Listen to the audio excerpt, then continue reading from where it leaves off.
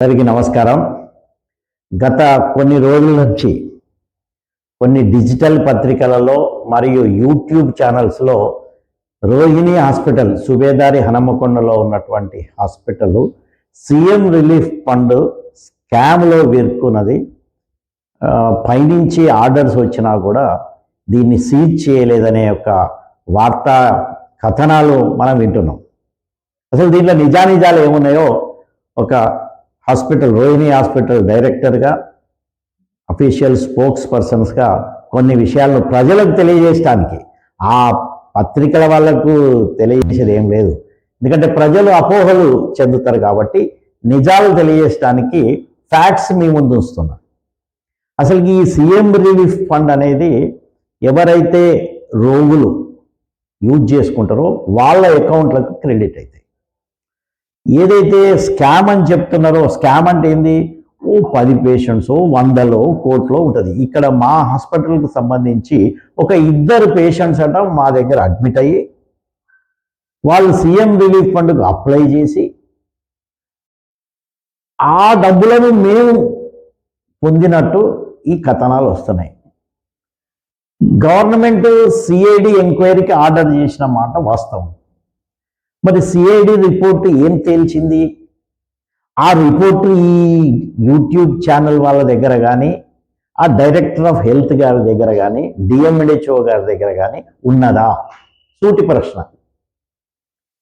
CID వాళ్ళు విచారణకు వచ్చి క్లియర్గా స్పష్టం చేసినారు. రోహిణి హాస్పిటల్ యాజమాన్యం కానీ రోహిణి హాస్పిటల్ డాక్టర్లు కానీ సిబ్బంది కానీ ఈ యొక్క సీఎం రిలీఫ్ ఫండ్ దుర్వినియోగంలో వాళ్ళ యొక్క పాత్ర లేదు.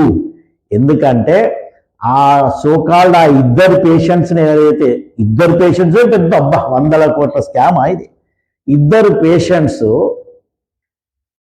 వాళ్ళు ఇక్కడ ఎప్పుడు అడ్మిట్ కాలేదు. వాళ్ళ రిజిస్టర్ మొత్తం వెరిఫై చేయటం జరిగింది.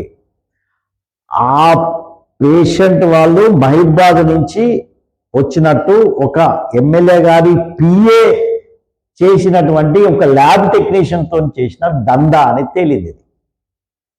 మా హాస్పిటల్ యొక్క లెటర్ను దొంగగా ప్రింట్ చేయించుకొని స్టాంప్ తయారు చేయించుకొని బిల్లులు కూడా తయారు చేసి పెట్టి ఆ అమౌంట్ ఎవరికి క్రెడిట్ అయింది? ఆ యొక్క మహిబాద్లో ఉన్నటువంటి ఒక తండాలో ఉన్నటువంటి ఆ 2 వ్యక్తులకు క్రెడిట్ అయింది. మా హాస్పిటల్లో కాదు. రోహిణి హాస్పిటల్ అకౌంట్లో క్రెడిట్ కాలేదు. రోహిణి హాస్పిటల్కు ఎవరు ఓనర్ ఉండరు. అసలు తెలిసిన విషయం, రోహిణి హాస్పిటల్ అనేది ఒక పెద్ద సంస్థ. కొంతమంది డాక్టర్లు కలిసి ఒక ప్రైవేట్ లిమిటెడ్ కింద స్థాపించినటువంటి హాస్పిటల్. ఇక్కడ ఓనర్ ఎవరు ఉండరు. ఒక బోర్డు ఉంటుంది, ఒక సూపరింటెండెంట్ ఉంటారు, ఒక సిస్టంలో నడుస్తున్నది.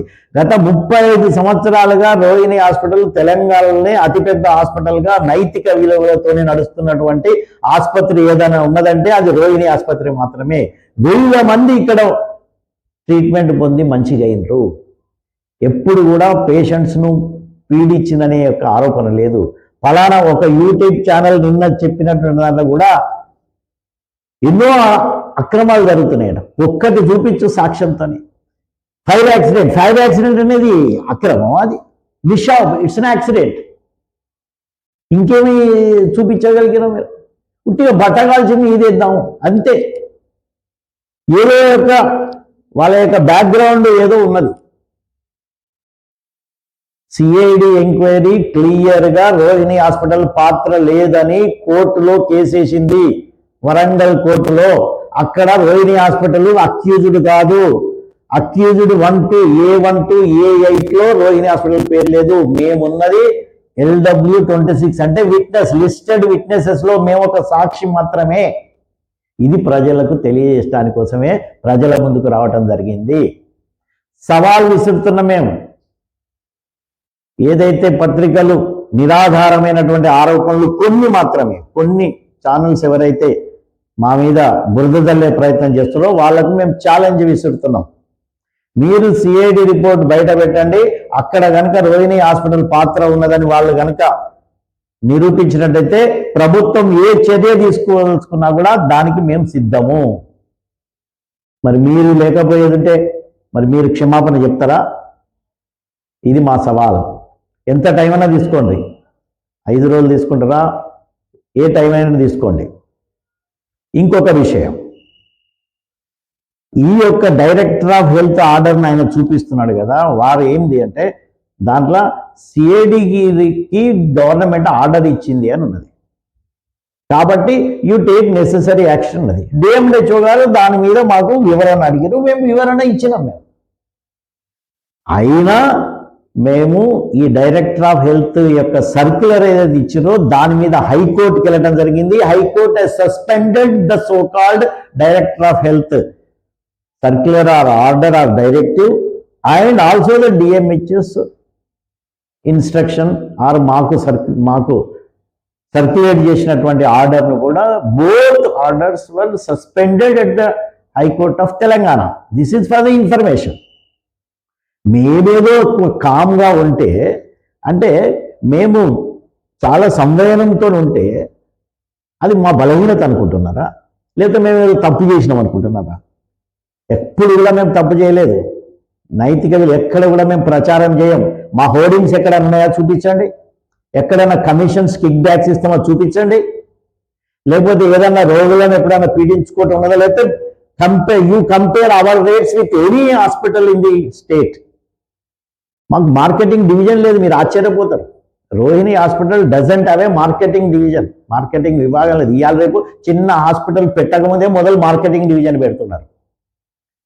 ఒక పిఆర్ఓ సిస్టమ్ లేదు మా దగ్గర. This is the for information of the so called ఎవరైతే బృహదలు అవుతున్నారో వాళ్లకు తెలుసుకోండి నిజాలు. సరే, ఏమన్నా డౌట్స్ ఉన్నాయండి వచ్చి అడగండి management. There is a superintendent here, always sitting here, administrators are there. మీరు క్రాస్ వెరిఫై చేసుకోండి. యూనిలేటరల్గా ఎట్లా రాస్తారండి? What is this journalism? యూనిలేటరల్గా రాయాలని ఉన్నది ఎక్కడన్నా జర్నలిజంలో? కాబట్టి ప్రజలకు విజ్ఞప్తి చేస్తున్నాం, మీరు ఎలాంటి అపోహలు చెందకండి. రోహిణి హాస్పిటల్ శుభ్రంగా మీ సేవ కోసము నిష్ణాతులైనటువంటి డాక్టర్లు, సీనియర్ డాక్టర్లు ఇక్కడ ఎల్లవేళలా అందుబాటులో ఉంటాం. 200 పడకల ఆసుపత్రితోని 35 సంవత్సరాలు ఒక నైతిక విలువలతోని, నిజాయితీతోని, నిబద్ధతతోని, నిష్ణాతులైనటువంటి వైద్యులతోనే నడిపిస్తున్న ఏకైక ఆసుపత్రి తెలంగాణలో పెద్ద ఆసుపత్రి రోహిణి హాస్పిటల్. మేము ఇట్లానే మళ్ళీ పునరంకితం అవుతామో, ఇట్లానే ఇదే విధంగా మా సేవలు కంటిన్యూ అవుతాయి. ఎలాంటి మీకు సలహా డౌట్స్ ఉంటే సూపరింటెండెంట్ గారిని వచ్చి మీరు సంప్రదించగలరు. ఎలాంటి అవకతవకలు రోహిణి హాస్పిటల్లో జరగలేదని ప్రజలకు విజ్ఞప్తి చేస్తున్నాం.